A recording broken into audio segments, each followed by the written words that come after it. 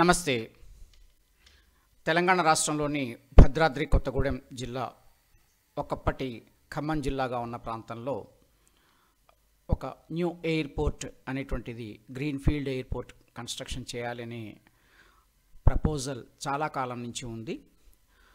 తెలంగాణ రాష్ట్రానికి సంబంధించినంత వరకు ఒక 6 ఎయిర్పోర్ట్లను కన్స్ట్రక్షన్ చేయాలనేటువంటిది గత కొంతకాలంగా ఉన్నటువంటి ఒక ప్రపోజల్. ఈ ప్రపోజల్లో వరంగల్లో ఉన్నటువంటి మామునూర్ ఏరియా ఎయిర్పోర్ట్ ఏదైతే ఉందో దానికి సంబంధించినటువంటి వర్క్స్ అనేటువంటివి త్వరలో స్టార్ట్ కాబోతున్నాయి. తర్వాత తెలంగాణ రాష్ట్రానికి సంబంధించినంత వరకు రెండవ ఎయిర్పోర్ట్గా ఉన్నటువంటి భాగం ఏదైతే ఉందో ప్రపోజ్ చేయబడిన వాటిల్లో కొత్తగూడెంకి సంబంధించినటువంటి ఏరియాలో ఈ సంబంధించిన వర్క్స్ అనేటువంటివి మళ్ళా స్టార్ట్ అవుతున్నాయి. దీంతో పాటుగా గత నిజాం ప్రభుత్వంలో ఉన్నటువంటి ఎయిర్ స్ట్రిప్స్ని గవర్నమెంట్ వాడాలి అనేటువంటి ఆలోచనలో ఉంది. దీని తర్వాత కొత్తగా మహబూబ్ నగర్, నిజామాబాద్, కరీంనగర్ ఈ ఏరియాలకు సంబంధించినటువంటి ఎయిర్పోర్ట్స్ అనేటువంటివి ప్రపోజల్లో ఉన్నాయి. అవి కూడా త్వరలో పనులు ప్రారంభమయ్యేందుకు అవకాశం ఉంది. ఇప్పుడు ఈ కొత్తగూడెం ఎయిర్పోర్ట్కి సంబంధించినటువంటి ఈ వీడియో నేను కేవలం ఒక న్యూస్ అనాలిసిస్గా ఇస్తున్నాను. ఎందుకంటే దీనికి సంబంధించినటువంటి అంశం కేవలం ఒక ప్రపోజల్గా ఉన్నటువంటి పరిస్థితి. ఇప్పుడు ఇది ల్యాండ్కి రిలేటెడ్ సర్వే జరుగుతోంది. దీనికి సంబంధించినటువంటి వివరాలు అనేటువంటివి ఇప్పుడు మనం పరిశీలన చేద్దాం.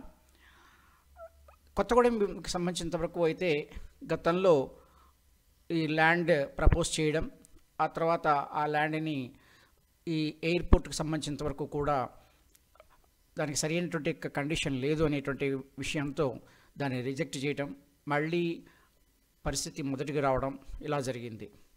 ఆ తర్వాత ఆ ప్లేస్ని మార్చి మళ్ళీ ఈ పాత పాల్వంచ ప్రాంతానికి సంబంధించినటువంటిది కొత్తగూడెంకి పాల్వంచకు మధ్యకు సంబంధించినటువంటి ఈ భాగం ఏదైతే ఉందో ఇప్పుడు మనకు కనిపిస్తున్నటువంటి భాగం, ఇది ఈ మొత్తం ఏరియా ఈ గుడిపాడు బంగారు జాల అనేటువంటి ఈ భాగానికి సంబంధించినటువంటి ఏరియాలో ఇంకొక ప్రపోజల్ పెట్టడం జరిగింది.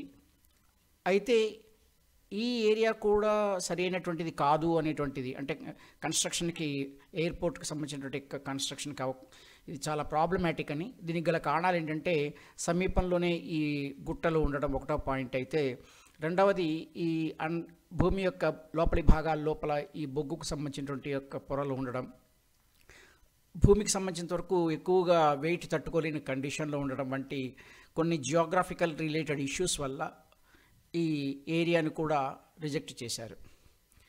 అందువల్ల ఒక రకంగా కొత్తగూడెం ఎయిర్పోర్ట్ అనేటువంటిది ఒక సందర్భంలో పూర్తి స్థాయిలో డౌట్ఫుల్గా వచ్చినటువంటి పరిస్థితి వచ్చింది.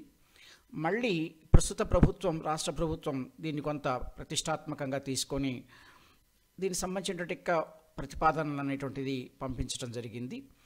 ఇప్పుడున్నటువంటి ప్రతిపాదనలకు సంబంధించినంత వరకు కూడా చూసుకున్నట్లయితే ఇది ఒక ట్రయాంగులర్ షేప్ లాగా మనం భావించాల్సి ఉంటుంది.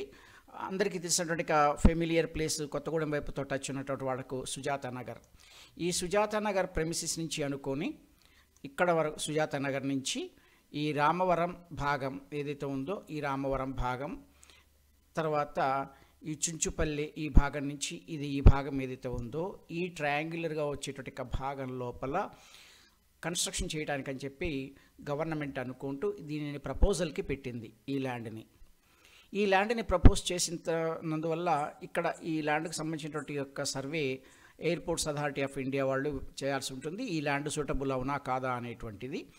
ఈ ల్యాండ్ సూటబిలిటీ ఉన్నట్టయితే దీనివల్ల మనకు చాలా అవకాశం ఉంది. దీనికి సంబంధించినంత వరకు కూడా ఒక ప్రపోజల్ ఏంటంటే 950 ఎకరాల భాగం లోపల ఈ కన్స్ట్రక్షన్ జరగాలి అనేటువంటిది ఆలోచన. దీనిలో ఎక్కువ భాగం నాకు తెలిసి సబ్జెక్ట్ టు ద కరెక్షన్ అటవీ భూమి ఎక్కువగా ఉండేందుకు అవకాశం ఉంది. కాబట్టి అటవీ భూమికి సంబంధించినంత వరకు కూడా ఫారెస్ట్ డిపార్ట్మెంట్కి స్టేట్ గవర్నమెంట్ మళ్ళీ వేరే చోట ల్యాండ్ని అలాట్ చేసేయచ్చు. తద్వారా దీనికి సంబంధించినటువంటి ట్రాన్స్ఫర్ ఆఫ్ ద ల్యాండ్ అనేది ఈజీ అవుతుంది. కొంతవరకు ప్రైవేటు భూములు ఉన్నట్టయితే ప్రైవేటు భూములకు సంబంధించి ఎలాగో నష్టపరిహారం అనేటువంటి ఒక కండిషన్ ఉంది కాబట్టి ఆ నష్టపరిహారాన్ని పేమెంట్ చేసేందుకు అవకాశం ఉంటుంది. తద్వారా ఆ ల్యాండ్ని కూడా అక్వైర్ చేసేందుకు అవకాశం ఉంది. అయితే ఇక్కడ ఉన్నంతవరకు చిన్నపాటి ప్రాబ్లం ఏంటంటే మనకు కనిపిస్తున్నటువంటిది ఈ కొత్తగూడెం పేరుతో ఉన్నటువంటి ఈ కొత్తగూడెం సత్తుపల్లి రైల్వే లైన్, ఈ రైల్వే లైన్ మాత్రం కొంతవరకు అడ్డంకిగా ఉంటుందా అనేది కొంత డౌట్ఫుల్. అయితే దీనికి సంబంధించి కూడా రన్వే ఇలాంటివి వేయాల్సి వచ్చినప్పుడు మాత్రం దీని మించి బ్రిడ్జెస్ లాగా కూడా వేసినటువంటి ఎయిర్పోర్ట్లు చాలా ఉన్నాయి కాబట్టి ఇది కూడా అంత మేజర్ ఇష్యూ కూడా కాకపోవచ్చు. ఇది దీనికి సంబంధించినటువంటి యొక్క కాన్సెప్ట్. అయితే ఇక్కడ ప్రపోజ్ చేయబడుతున్నటువంటి యొక్క ఎయిర్పోర్ట్ ఏదైతే ఉందో ఇది ఒక పెద్ద స్థాయి ఎయిర్పోర్ట్గా చేయాలి అనేటువంటి ఆలోచన.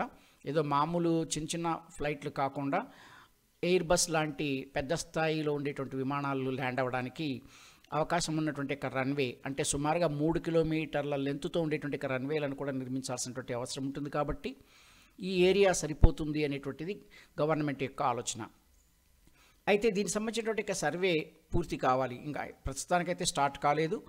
మోస్ట్లీ ఈ నవంబర్ మంత్లో ఈ సర్వే కంప్లీట్ అయిపోవడం జరుగుతుంది. దాని తర్వాత వచ్చేటువంటి రిపోర్ట్ని బేస్ చేసుకొని ఈ వర్క్స్ అనేటువంటివి స్టార్ట్ చేయడానికి సెంట్రల్ గవర్నమెంట్ సిద్ధంగా ఉందన్నట్టుగా తెలుస్తోంది.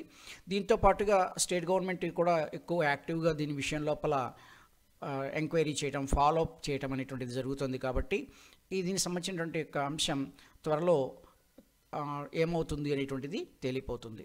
దీనికి సంబంధించినటువంటి అంశాన్ని చూసుకున్నట్టయితే ఇఫ్ అండ్ బట్గా ఆలోచించేసినట్లయితే ఈ ఇఫ్స్ అండ్ బట్స్ని ఒక ఫేవరబుల్గా తీసుకొని ఇక్కడే జరిగేటట్లయితే, అంటే ఇక్కడే ఎయిర్పోర్ట్ వచ్చేటట్లయితే జరిగేటువంటి ఒక బెనిఫిట్ ఏమిటి అనేది అందరికీ తెలిసినటువంటి అంశమే.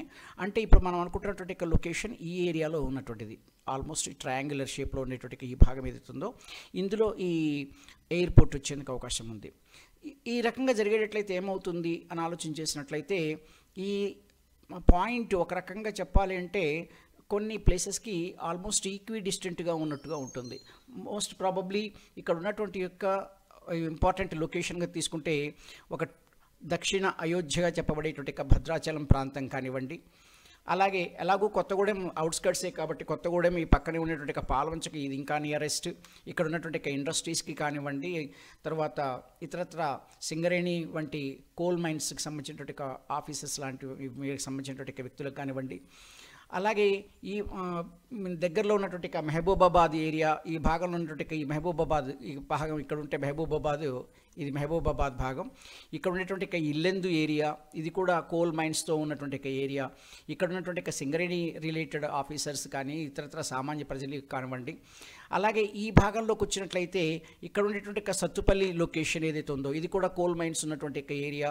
రాబోయే రోజుల్లో సత్తుపల్లి రైల్వే జంక్షన్గా కూడా ఈ అవకాశాలు చాలా ఉన్నాయి. ప్రస్తుతానికి మాత్రం కొత్తగూడెం సత్తుపల్లి వరకే ఉన్నా, తర్వాత సత్తుపల్లి టు కొవ్వూరు వైపు వెళ్ళొచ్చు. ఇన్ ఫ్యూచర్ ఇది సత్తుపల్లి వైపు నుంచి ఇటు కొండపల్లి వైపుగా రైల్వే లైన్ వచ్చేందుకు ప్రపోజల్ కూడా ఉంది. అలాగే ఇప్పటివరకైతే ప్రెజెంట్ ప్రపోజల్ లాంటిది ఏమీ లేకున్నా రాబోయే రోజుల్లో ఈ ఖమ్మం వైపు నుంచి సత్తుపల్లి వైపు చిన్న బిట్ కూడా కలిపేందుకు అవకాశాలు ఉంటాయి. సో ఏది ఏమైనా సత్తుపల్లి వంటి ఏరియా ఇక్కడ ఉన్నటువంటి కోల్ మైన్స్ రిలేటెడ్ కానివ్వండి. అలాగే దీని నుంచి మనకు ఇంకా చూసుకున్నట్లయితే ఖమ్మం నుంచి చూసుకున్నట్లయితే ఈ ఖమ్మం భాగం నుంచి ఖమ్మం సిటీ నుంచి సుమారుగా ఒక 60 కిలోమీటర్స్ రోడ్ వేగా చూసుకుంటే ఇది వైరా తల్లాడ నుంచి ఈ సుజాత నగర్ వైపుగా చూసుకున్నట్టయితే ఒక 60 కిలోమీటర్స్ రోడ్ వే సుమారుగా ఈక్వి డిస్టెంట్ టు సూర్యాపేట్, ఇది మనకు ఇక్కడ ఒక ఎయిర్పోర్ట్ అనేది వస్తుంది. అలాగే ఇటు సూర్యాపేట వాళ్ళకు కానీ కోదాడ వాళ్ళకు కానీ కూడా ఇది చాలా ఈజీగా యాక్సెసిబిలిటీ ఉండేటువంటిది. ఇక్కడ వీళ్ళకు సూర్యాపేట కోదాడ వాళ్ళకు ఇటు హైదరాబాద్తో పోల్చుకునే కన్నా ఇక్కడి నుంచి కోదాడ నుంచి ఇటు ఈ భాగం అనేది కొంతవరకు దగ్గర అవుతూ ఉంటుంది. కాకపోతే కొన్ని అడ్వాంటేజెస్ హైదరాబాద్ ఎయిర్పోర్ట్ వల్ల ఉంటాయి. ఇది ప్రస్తుతానికి ఏరోడ్రోమ్ లాగా ఉన్నప్పటికీ కూడా భవిష్యత్తులో పెరిగేటువంటి ట్రాఫిక్ని దృష్టిలో పెట్టుకొని ఈ నిర్మాణం చేయాలనేటువంటి ఆలోచనతో చేస్తున్నారు. కాబట్టి ఈ భాగంలో ఈ ఎయిర్పోర్ట్ కారణంగా చాలా డెవలప్మెంట్ జరిగేందుకు అవకాశాలు ఎక్కువగా ఉన్నాయి. ఇంకొక విషయానికి వచ్చినట్లయితే మనం ఆలోచన చేయాల్సినటువంటి అంశం ఈ ఎయిర్పోర్ట్తో పాటు మామూలుగా మన తెలుగు రాష్ట్రాలలో చాలా చోట్ల వాటర్ రిసోర్సెస్ ఉన్నాయి. రీసెంట్గా మొన్న నవంబర్ 9వ తారీఖు నాడు మన శ్రీశైలం టు విజయవాడ టు శ్రీశైలం అనేటువంటి సీ ప్లేన్స్ తిరిగాయి. ఆంధ్రప్రదేశ్ ప్రభుత్వం అధికారికంగా దాన్ని ప్రారంభించడం జరిగింది. ఉన్నటువంటి ఇన్ఫర్మేషన్ ప్రకారం మార్చ్ మంత్ 2025 నుంచి రెగ్యులర్గా విజయవాడ టు శ్రీశైలంకి సీ ప్లేన్స్ అనేటువంటివి నడుస్తాయి. అలాగే ప్రపోజల్ ఈ స్పైస్ జెట్ నడుపుతున్నటువంటి అనేటువంటి విమానయాన సంస్థ నడుపుతున్నటువంటి ఈ సీ ప్లేన్స్ అనేటువంటివి శ్రీశైలం టు హైదరాబాదుకు అలాగే శ్రీశైలం టు బెంగళూరు కూడా నడిపాలనేటువంటి ఒక ప్రపోజల్ అయితే ఉంది. అదేవిధంగా మన తెలుగు రాష్ట్రాల్లో ఖమ్మం లాంటి నగరాలు చాలా ఉన్నాయి. ఉదాహరణకి మన ఖమ్మం నగరాన్ని తీసుకున్నట్లయితే ఖమ్మం నగరానికి సంబంధించినంత వరకు కూడా ఇక్కడ housing board colony Sriram Hills దగ్గరలో ఉన్నటువంటి యొక్క చెరువు ఇది సుమారుగా 1 కిలోమీటర్ పైచిలుకు లెంత్తో ఉన్నటువంటిది. ఈ భాగం మన సీ ప్లేన్స్ ల్యాండ్ అవ్వడానికి ఈజీగా ఉండేటువంటి ఒక భాగం. సహజంగా సీ ప్లేన్ ల్యాండ్ అవ్వాలి అంటే 1160 మీటర్ల దూరం మన వాటర్ అనేటువంటిది ఉండేటువంటి ఒక ఏరియా కావాలి. అలా ఉన్నట్టయితే ఈ 1160 మీటర్ల దూరం అంటే సుమారుగా 1.2 కిలోమీటర్ల లెంత్ ఉన్నటువంటి ఒక ఏరియా ఉండాలి. ఒక 120 మీటర్ల వెడల్పు ఉండాలి. ఈ 120 మీటర్ల వెడల్పు ఉంటే అది ఈజీగా టర్న్ అవ్వడానికి అవకాశం ఉంటుంది. అలాంటి యొక్క ఫీజిబిలిటీ ఏదైతే ఉందో ఆ అవకాశం మనకి ఇక్కడ ఈ చెరువు భాగంలో కనిపిస్తోంది.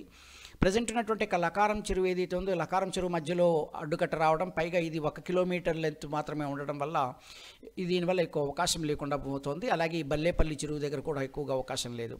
అయితే నో డౌట్ ఇక్కడ ఉన్నటువంటి వైరా రిజర్వాయర్ కానివ్వండి, ఇంకొక వైపు పాలేరు రిజర్వాయర్ లాంటివి చాలా అవకాశాలు కలిగి ఉన్నటువంటివి. బట్ అవి కొంతవరకు ఒక 25 to 30 కిలోమీటర్స్ డిస్టెన్స్లో ఉన్నాయి. కానీ అదే లోకల్గా ఉన్నటువంటి వాటర్ రిసోర్సెస్ వాడుకుంటే ఈ ట్రాన్స్పోర్టేషన్ అనేది ఇంకా ఈజీగా ఉంటుంది, ఎక్కువ అవుతుంది.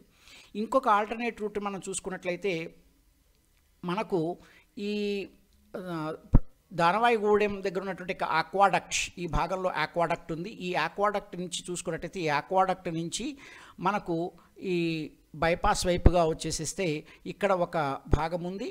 అలాగే ఇంకొక భాగంగా చూసుకున్నట్టయితే ఇప్పుడు ప్రజెంట్ ఉన్నటువంటి బైపాస్ రూట్ దగ్గర నుంచి మొదలు పెట్టేసేసి ఇక్కడ మనకు ఉన్నటువంటి ఈ పంపింగ్ వెల్ స్టేషన్ ఏదైతే ఉందో ఈ పంపింగ్ వెల్ స్టేషన్ మున్నేరు ఈ ఓల్డ్ బ్రిడ్జ్ దాటిన తర్వాత వచ్చే పంపింగ్ వెల్ స్టేషన్ ఈ భాగం కూడా మనకు అనువుగా ఉన్నటువంటి లొకేషనే.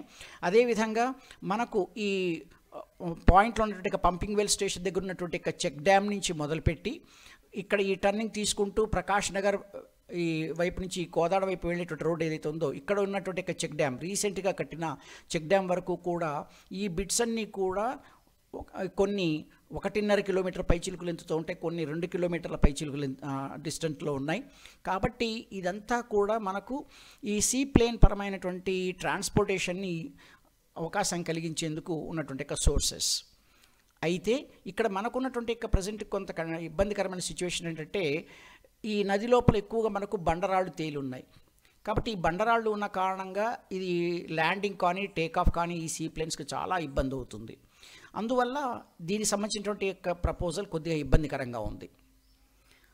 ఈ సిచ్యువేషన్లో చెప్పుకోదగినటువంటి శుభవార్త ఏమిటి అంటే ప్రస్తుతం ఉన్నటువంటి ప్రభుత్వం యొక్క ఆలోచన ఎలాగూ ఈ మున్నేరు రివర్కి వరద కట్టాలి అనేటువంటి ప్రపోజల్ ఉంది. దీనికి సంబంధించిన కొంతవరకు ప్రిలిమినరీగా వర్క్స్ జరిగినటువంటి సందర్భంలో మళ్ళీ రీసెంట్గా వచ్చిన వరదల కారణంగా ఆ వర్క్స్ అనేటువంటివి ఇబ్బందికరమైపోయి పనులు ఆగిపోయాయి. ఇప్పుడు గవర్నమెంట్ మళ్ళీ ప్రపోజ్ చేసింది. మొన్న వచ్చినటువంటి వరద చాలా ఎక్కువ ఎత్తులో 36 అడుగుల పైచిలకు వచ్చినటువంటి సందర్భంగా ఇంకా వరద కట్ట యొక్క ఎత్తు పెంచాలనేటువంటి ఆలోచన రావడం, దీనికి సంబంధించినటువంటి 2 పాసిబిలిటీస్ని తీసుకుంది. ప్రధానమైన అంశం ఏంటంటే ఈ మున్నేరు లోపల ఉన్నటువంటి రాయిని పగలగొట్టడం, తద్వారా ఈ నది యొక్క లోతు కొంత ఎక్కువ పెరుగుతుంది కాబట్టి కాస్త ఎక్కువ ఎత్తుకి నీటిని దానికి స్పేస్ని ప్రొవైడ్ చేస్తుంది. రెండవ అంశం ఏమిటంటే ఈ ప్రజెంట్ ఉన్నటువంటి ప్రపోజల్ ఏదైతే ఉందో దీని నుంచి ఈ వరద కట్టను కొద్దిగా ఇటువైపు అంటే ఈ భాగంలో ఎడంవైపు ఉన్నటువంటి భాగంలో కొద్దిగా ఇటు ఎడంవైపు అలాగే కుడివైపు ఉన్నటువంటి ఈ కట్టను కొద్దిగా కుడివైపు జరిపినట్లయితే ఎక్కువ స్పేస్ వచ్చేందుకు అవకాశం ఉంది. అందువల్ల వరద యొక్క ఉధృతి ఎక్కువ ఏరియాకు స్ప్రెడ్ అవుతున్న కారణంగా హైట్ పెరగదు అనేటువంటి ఆలోచనతో ఇంజనీరింగ్ ఐడియాతో గవర్నమెంట్ చేస్తోంది. కాబట్టి కన్స్ట్రక్షన్ చేయాలని ప్రపోజ్ చేసింది. కాబట్టి ఎలాగో ఇందులో ఉన్నటువంటి రాయిని పగలగొడుతున్నప్పుడు మనకు ఎక్కువ డెప్త్ వచ్చే అవకాశం ఉంటుంది. కాబట్టి ఇన్ ఫ్యూచర్లో ఈ ఏరియాని మనం సీ ప్లేన్ యొక్క దీనికి వాడుకున్నట్టయితే ఈ హార్ట్ ఆఫ్ ద సిటీ ఏదైతే ఉందో ఈ కోర్ ఇక్కడి నుంచి ఎక్కువగా మనకు ట్రాన్స్పోర్టేషన్ కూడా ఉంటుంది. కాబట్టి ఇది ఫ్యూచర్ డెవలప్మెంట్కి చాలా ఎక్కువగా ఉపయోగపడుతుంది. ఇది దీనికి సంబంధించినటువంటి అంశం. ఇది ఉభయ జిల్లాలకు చాలా లాభదాయకమైనటువంటి అంశంగా మనం భావించాల్సి ఉంటుంది.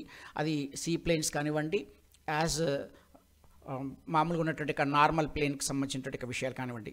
దీనికి సంబంధించినటువంటి అంశాన్ని నేను మీకు ప్రజెంట్ చేస్తున్నాను. దీనికి సంబంధించినటువంటి టాపిక్ అనేటువంటిది ఈరోజు అంటే 15 నవంబర్ 2024 నాటి సాక్షి దినపత్రిక, ఇది ఖమ్మం మెయిన్ ఎడిషన్లో దీనికి సంబంధించినటువంటి పాయింట్ని ఇచ్చింది.